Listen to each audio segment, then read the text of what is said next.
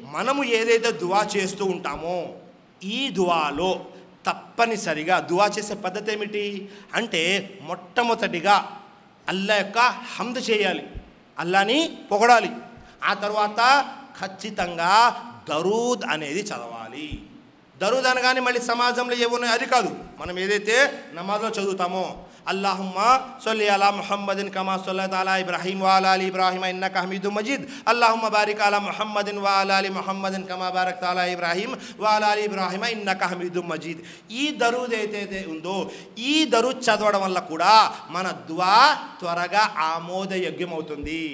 దైవప్రవక్త వారి హదీస్ ఉంది, కుల్లు దువాయిన్ మహజూబున్ హత్తా యుసల్లి అలా ముహమ్మదిన్ సల్లల్లాహు అలైహి వసల్లం. దైవప్రవక్త ముహమ్మద్ సల్లల్లాహు అలైహి వసల్లం పై దరూద్ పంపనంత వరకు ఏ దువా అయినా సరే నిరోధించబడుతుంది. సుబ్హానల్లాహ్.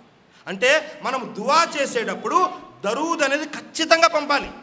దరూద్ లేకుండా దువా అనేది ఉండదు. దైవప్రవక్త ముహమ్మద్ సల్లల్లాహు అలైహి వసల్లం తెలియజేశారు, మీకు అన్ని సమస్యలకు పరిష్కారం ఏమిటి? దరూద్. మీకు ఏ సమస్య అయినా ఉండనివ్వండి, మీరు దరూద్ చదవండి, అన్ని సమస్యలు పరిష్కరించబడతాయి. దరూద్ అనేది చాలా ముఖ్యమైన విషయం. కాబట్టి ఎట్టి పరిస్థితుల్లో కూడా దరూద్ లేకుండా చదవబడేటువంటి దువాని అల్లాహ్ స్వీకరించాడు. దువా చేసే పద్ధతి ముందు అల్లాహ్ను ప్రశంసించాలి, ఆ తర్వాత ప్రవక్త వారిపై దరూద్ పంపాలి, ఆ తర్వాత మన అవసరాలని అల్లాహ్ ముందు ఉంచాలి. అప్పుడు అల్లాహ్ మన దువాని స్వీకరిస్తాడు. ఇది దువా స్వీకరించే విషయంలో కొన్ని ముఖ్యమైన విషయాలు. సృష్టికర్త అల్లాహ్ దైవప్రవక్త ద్వారా కొన్ని విషయాలు తెలియజేశాడు. అదేమిటి? దువా అల్లాహ్ ఎల్లప్పుడూ వింటూ ఉంటాడు. ఇప్పుడు మనం మాట్లాడుకుంటూ ఉన్నాము, అల్లాహ్ వింటూ ఉన్నాడు. ప్రతిదీ కూడా అల్లాహ్ వింటూ ఉంటాడు.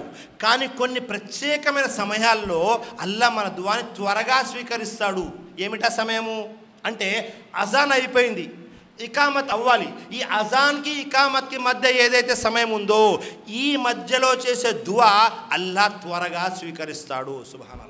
ప్రతిరోజు 5 పూటలు అజాన్ అవుతుంది, అజాన్ తర్వాత ఇకామత్కి సమయం ఉంటుంది. ఆ సమయంలో దువా చేయండి. ఇవి దువా చేసేటటువంటి కొన్ని ముఖ్యమైన సమయాలు. ఆ సమయంలో అల్లాహ్ తప్పకుండా మీ దువాను స్వీకరిస్తాడు. అలాగే రాత్రి తహజ్జుద్ నమాజ్ ఏదైతే చేస్తామో ఆ తహజ్జుద్ నమాజ్ సమయంలో అల్లాహ్ 7వ ఆకాశంపైకి వచ్చి అడుగుతాడు, ఎవరైనా ఉన్నారా నా దాసులు నన్ను ప్రశ్నించేవారు, నేను వారికి సమాధానం ఇస్తాను. అంటే అర్థం ఏంటి? ఎవరైనా దువా చేసేవాళ్ళు ఉన్నారా, వారి దువా నేను స్వీకరిస్తాను అని అల్లాహ్ ప్రతిరోజు తహజ్జుద్ టైంలో 7వ ఆకాశంపైకి వచ్చి అడుగుతాడు. ఆ సమయంలో దువా చేస్తే మన దువా త్వరగా ఆమోదయోగ్యమవుతుంది. ఆ తర్వాత విషయం, నమాజ్ అయిన వెంటనే కూడా దువా చేసుకోవచ్చు వ్యక్తిగతంగా. నమాజ్ అయిన వెంటనే, లేకపోతే మనం కూర్చున్నప్పుడు చివరి భాగం నమాజ్లో ఏదైతే ఉంటుందో సలాం తిరగక ముందు తషహుద్లో ఏదైతే కూర్చుంటామో అప్పుడు కూడా మనం చేసేటటువంటి దువాని అల్లాహ్ స్వీకరిస్తాడు. అలాగే మరొక విషయం, నఫిల్ నమాజ్లో మనము సజ్దాలోకి వెళ్ళి చేసేటటువంటి దువాని కూడా అల్లాహ్ త్వరగా స్వీకరిస్తాడు. సజ్దా అనగానే చాలామంది నమాజ్ అయిపోయిన తర్వాత మళ్ళీ ప్రత్యేకంగా సజ్దా చేస్తారు. అది కాదు, నఫిల్ నమాజ్లో చేసే సజ్దాలో ఆ సజ్దాలో సుబ్హాన రబ్బియల్ ఆలా మనం చదివేసి ఆ తర్వాత దువా చేస్తే అల్లాహ్ త్వరగా స్వీకరిస్తాడు. ఆ తర్వాత విషయం అదేమిటి? వర్షం కురుస్తూ ఉంది, మనం వెంటనే ఏం చదువుతాము? అల్లాహుమ్మా సయ్యిబన్ నాఫియా చదివేసి వర్షం పడుతున్నటువంటి చూడగానే దువా చదివి వెంటనే మనం దువా చేసుకున్నాము మన వ్యక్తిగత అవసరాలకి, అల్లాహ్ వెంటనే ఆ దువా కూడా స్వీకరిస్తాడు. సుబ్హానల్లాహ్. అలాగే శుక్రవారం ఉంది, శుక్రవారంలో ఒక ఘడియ ఉంది, ఆ ఘడియలో అల్లాహ్ అందరి దువాలను స్వీకరిస్తాడు, ఎవ్వరి దువాని కూడా రద్దు చేయడు. ఏమిటా ఘడియ?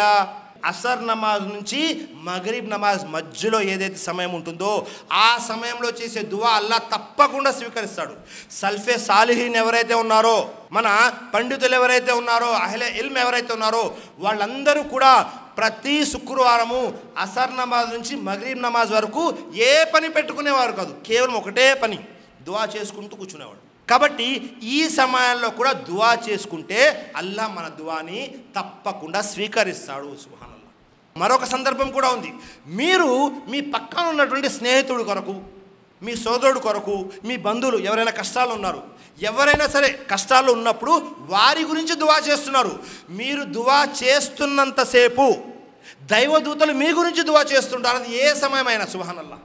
ఉదాహరణకి మీ దువా ఆమోదయోగ్యం అవ్వాలి, వెంటనే మీరు 2 చేతుల పైకెత్తి, ఎవ్వరు గుర్తుకు రాలేదు, అల్లా ప్రపంచంలో ఉన్న ముస్లింలందరి ఆపదలు తొలగించు అన్నారు.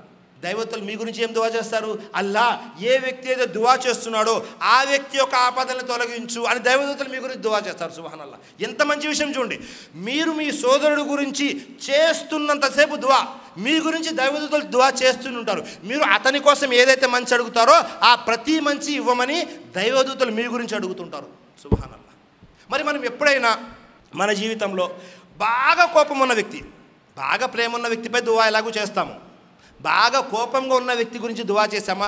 అల్లా మీరు సరైన మార్గంలో ఉన్నారండి, మీరు అనుకున్నారు మీ ఎదురుగా ఉన్న వ్యక్తి అపమార్గంలో ఉన్నాడు అని. అల్లా ఫలానా అబ్దుల్లాకి నాకు గొడవ జరిగింది, ఆయన అనుకున్నాడు ఆయన సరైన మార్గంలో ఉన్నాడు అని, నేను అనుకున్నాను నేను సరైన మార్గంలో ఉన్నారని. అల్లా మా ఇద్దరిలో ఎవరైతే సరైన మార్గంలో ఉన్నారో వారిని అలాగే ఉంచు, వేరే వారికి హిదాయత్ ప్రసాదించని దువా చేశామా?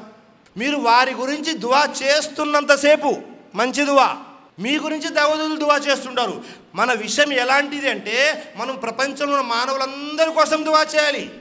ఎవరైతే ముస్లిం ఉన్నారో వారికి ఏవైతే ఆపదలు ఉన్నాయో అవి తొలగిపోవాలి అని, ఎవరైతే ముస్లిమేతరులు ఉన్నారో వారికి అల్లా హిదాయత్ని ప్రసాదించాలి అని, ఎవరైతే మనము బద్ధ శత్రువులు అనుకుంటున్నామో వారి గురించి కూడా అల్లా వీళ్ళు ఈనాటి కాలంలో నేటి సమాజానికి ఫిరౌన్లాగా తయారయ్యారు, వారికి హిదాయత్ని ప్రసాదించు అని దువా చేయాలి. సుబ్హానల్లాహ్. మీరు ఎప్పుడైతే వీరందరి కోసం దువా చేస్తూ ఉంటారో అప్పుడు మీ దువా, మీ గురించి దైవదూతలు దువా చేస్తుంటారు, మీ దువా ఆమోదయోగ్యం అవుతుంటుంది. సుబ్హానల్లాహ్. ఎన్ని విషయాలు ఉన్నాయి చూడండి. కాబట్టి ఈ అన్ని సమయాల్లో మనము దువా చేసుకోవాలి. ఒక మంచి ఉదాహరణ ఏంటో తెలుసా?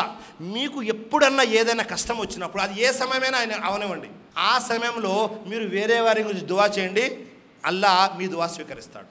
ఇవన్నీ కూడా దువా యొక్క, ప్రార్థనల యొక్క ప్రాధాన్యత, ప్రాముఖ్యత, అలాగే వాటి యొక్క ఆవశ్యకత. మనం ఎప్పుడెప్పుడు ఎక్కడ ఎలా దువా చేయాలి, ఎలా దువా చేస్తే అల్లా మన దువా ఎలా స్వీకరిస్తాడు అనే ఈ అన్ని విషయాలు వచ్చేసాయి.